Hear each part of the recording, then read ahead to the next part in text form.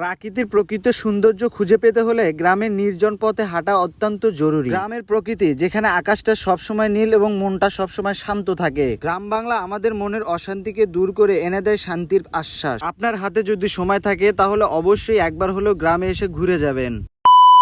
আসসালামু আলাইকুম, আশা করি আপনারা সবাই ভালো আছেন। আপনাদের দোয়ায় আমিও অনেক ভালো আছি। আজকে সারাদিনে কোনো কাজ ছিল না, আজকে বাসায় ছিলাম। রোজা থেকে বাসায় থাকতে থাকতে একদম বোরিং হয়ে যাচ্ছিল। বিকেলবেলা সেই জন্য একটু হাঁটতে বের হলাম। সো আমি এখন হাঁটতে বের হয়েছি, দেখা যাক কোথায় কোথায় যাওয়া যায়। আজকে কোনো নির্দিষ্ট কোনো জায়গা নাই যে এই জায়গাতে যাব।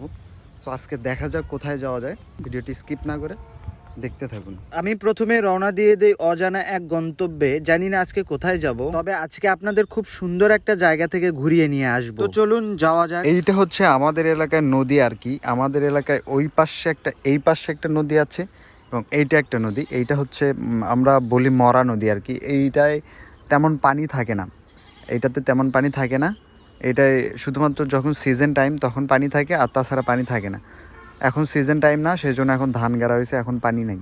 আবার ওই নদীতে ওইটাতে পানি আছে, বাট এটাতে নাই। এইটা সেই জন্য মরা নদী, আর ওইটা হচ্ছে করতোয়া নদী। নদী পার হয়ে আমি বিশ্ব রোড দিয়ে হাঁটতে থাকি। হাঁটতে হাঁটতে অনেক ক্লান্ত হয়ে যায়, তাই একটা দোকানে গিয়ে কিছুক্ষণ বসে রেস্ট নিতে থাকি। এই দোকানটি যেমন নিরিবিলি তেমনি পরিষ্কার এবং পরিপাটি। চাইলে আপনারাও এই দোকানে এসে নিরিবিলি কিছু সময় কাটাতে পারবেন। দোকান থেকে উঠে আমি আবার হাঁটা শুরু করি। অবশেষে আমি পৌঁছে যাই সেই কাঙ্ক্ষিত জায়গাতে। আসলে গ্রাম বাংলার প্রকৃতি সবুজে ভরা, যেখানে সবকিছু সহজ সরল এবং প্রাকৃতিক। শহরের কোলাহল থেকে দূরে গ্রামের প্রকৃতি আমাদের মন এবং মস্তিষ্ককে সতেজ করে তোলে। গ্রামের সবুজ ধান ক্ষেতের মধ্য দিয়ে যখন বয়ে যায় হালকা বাতাস, তখন প্রকৃতির সাথে একান্ত হয়ে যায় মন এবং মনে জাগে এক অদ্ভুত প্রশান্তি। প্রাকৃতির প্রকৃত সৌন্দর্য খুঁজে পেতে হলে গ্রামের নির্জন পথে হাঁটা অত্যন্ত জরুরি। গ্রামের প্রকৃতি যেখানে আকাশটা সবসময় নীল এবং মনটা সবসময় শান্ত থাকে। গ্রাম বাংলা আমাদের মনের অশান্তিকে দূর করে এনে দেয় শান্তির আশ্বাস। আপনার হাতে যদি সময় থাকে তাহলে অবশ্যই একবার হলেও গ্রামে এসে ঘুরে যাবে।